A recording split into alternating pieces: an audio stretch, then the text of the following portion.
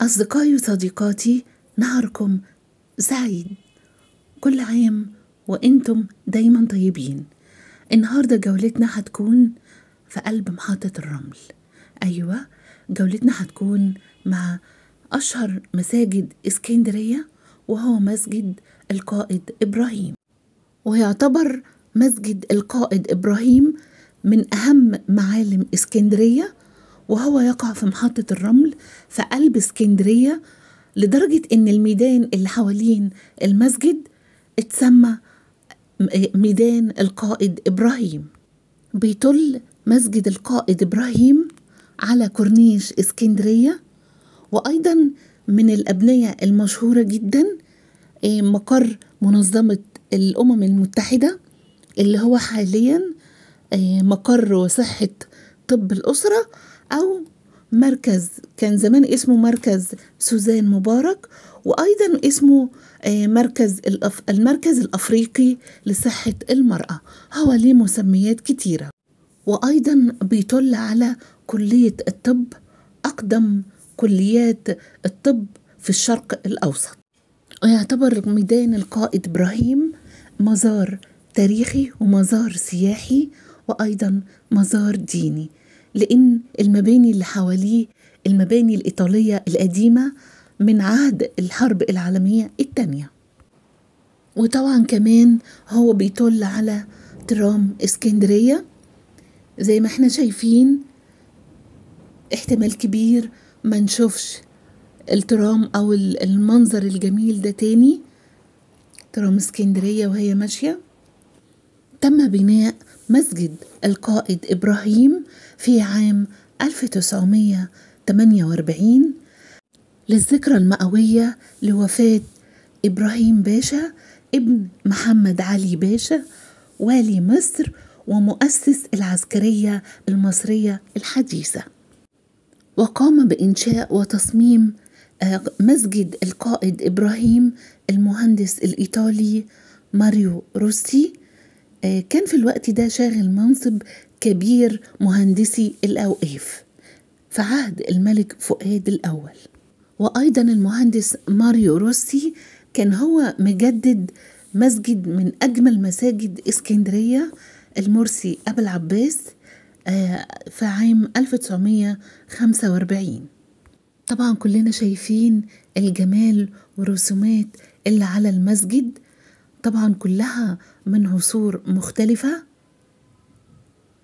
وأيضا يوجد بجوار الجامع القائد إبراهيم دار للمناسبات حلوة جدا برضو. زي ما احنا شايفين، هندخل دلوقتي ونشوف القاعة من جوه، قاعة دار المناسبات.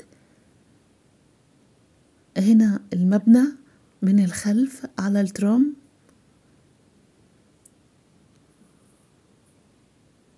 زي ما احنا شايفين، دي شكل القاعة، قاعة دار مناسبات.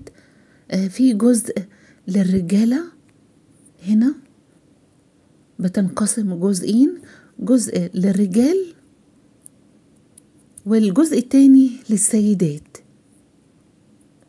هنشوف قدامكم دلوقتي. هنا ده جزء للرجال،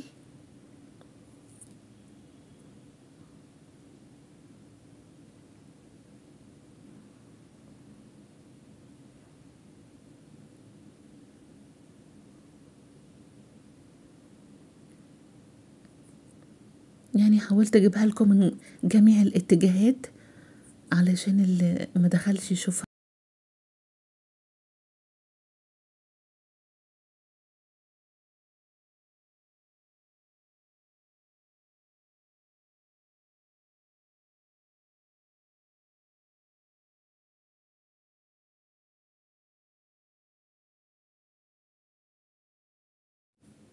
طبعا كلنا عارفين ان المسجد مميز جدا بالمأذنة العالية والطويلة قوي، اللي هي مميزة عن جميع المساجد في اسكندرية.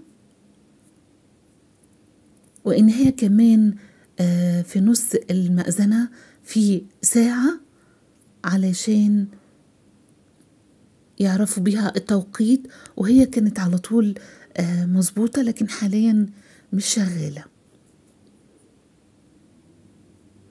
كلنا شايفين إبداعات المهندس الإيطالي ماريو روسي، لأنه هو عاشق للعمارة الإسلامية. بيعتبر المسجد القائد إبراهيم مميز جدا بالضيوف اللي بيجوا في خلال شهر رمضان. بيجوا من جميع أنحاء اسكندرية، وأحيانا بيجوا من المحافظات والأماكن المجاورة، لوجود طبعا في بعض الشيوخ اللي هم بيكونوا في شهر رمضان، وعلى رأسهم الشيخ حاتم الواعر.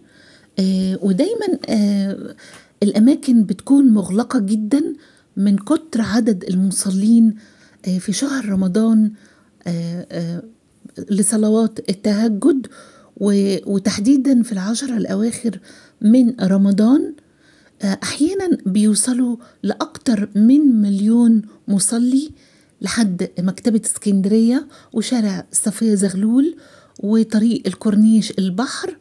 ودايما يعني في صلاة التراويح الطريق بيكون مغلق، الشوارع يعني بتكون مغلقة. عايز أقول لكم حاليا القاعة بتاعت السيدات اللي بيصلوا فيها هي مقفولة بقالها فترة طويلة جدا، يمكن بقالها حوالي سنة مقفولة. أنا مش عارفة السبب إيه.